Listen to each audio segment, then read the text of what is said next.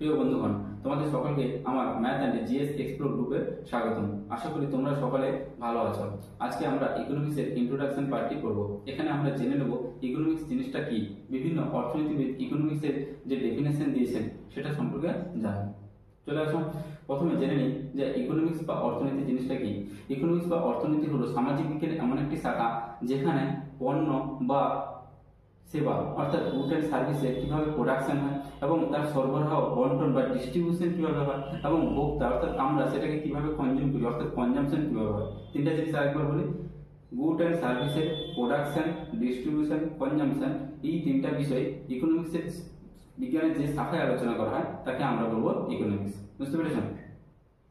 এবার চলে আসো, ইকোনমিক্স কথাটি কোথা থেকে এসেছে। দেখো, ইকোনমিক্স একটা গ্রিক শব্দ যার টার্ম হচ্ছে ঐকোনিকমিয়া, যেখান থেকে এসেছে ইকোনমিক্স কথাটি, যার মানে হচ্ছে হাউস হোল্ড অর্থাৎ হচ্ছে গৃহস্থলী সংক্রান্ত।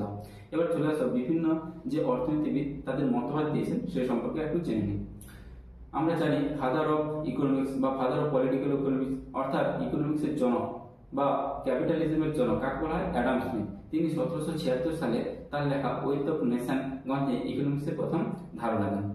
এনার পরবর্তী আরেকজন ইকোনমিক্স জেবিসে তিনি কি বলেন না, economics is the science of production, distribution and consumption of wealth অর্থাৎ সম্পদের কি না কিভাবে সেটা প্রডিউস হবে, সেটা কিভাবে ডিস্ট্রিবিউট হবে এবং সেটা কিভাবে কনজাম্পশন হবে, এই সম্পর্কে বলেছেন কি না জেবিসি।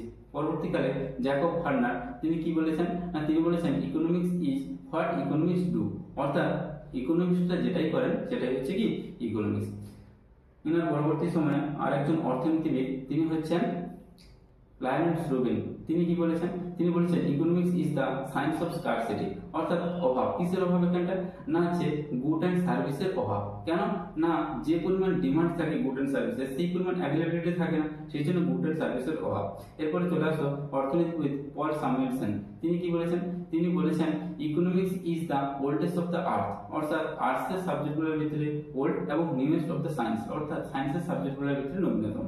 অর্থাৎ আর্টসের সাবজেক্টগুলোর থেকে প্রাচীনতম এবং সায়েন্সের সাবজেক্টগুলোর থেকে নবীনতম, এই মাঝখানে অবস্থান করছে কি না। আরেকবার দেখে নিই, তাহলে ফাদার অফ ইকোনমিক্স বললে Adam Smith, father of political economics বললে অ্যাডাম স্মিথ, এরপর যদি আসে ফাদার অফ ক্লাসিক্যাল ইকোনমিক্স ইনি হচ্ছে অ্যাডাম স্মিথ।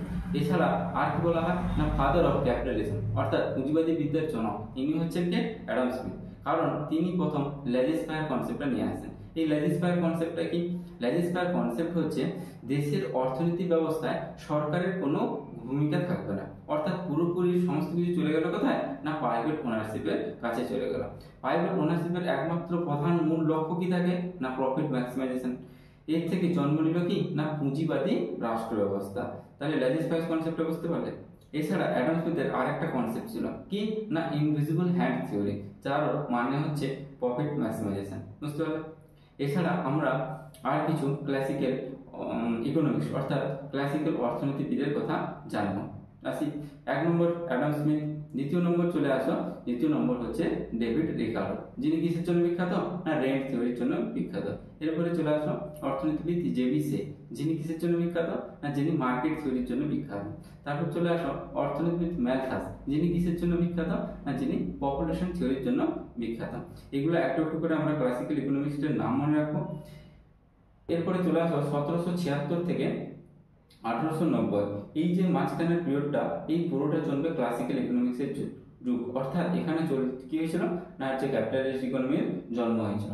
এরপর 1890 সালে আলফ্রেড মার্শাল কিসের জন্ম দেয় না নিউ ক্লাসিক্যাল ইকোনমিক্সের জন্ম দেয়। ঠিক আছে, আজকে এই পর্যন্ত। পরের দিন আমরা কি করব, এই 1890 থেকে আমরা পড়তে থাকবো নিউ ক্লাসিক্যাল ইকোনমিক্সটা কি এটা সম্পর্কে জানবো। ঠিক আছে, তোমরা সকলেই ভালো থাকো। তোমাদের যদি ভিডিওটা ভালো লাগে তাহলে অবশ্যই চ্যানেলটাকে সাবস্ক্রাইব করে দেবে। ঠিক আছে, থ্যাংক ইউ।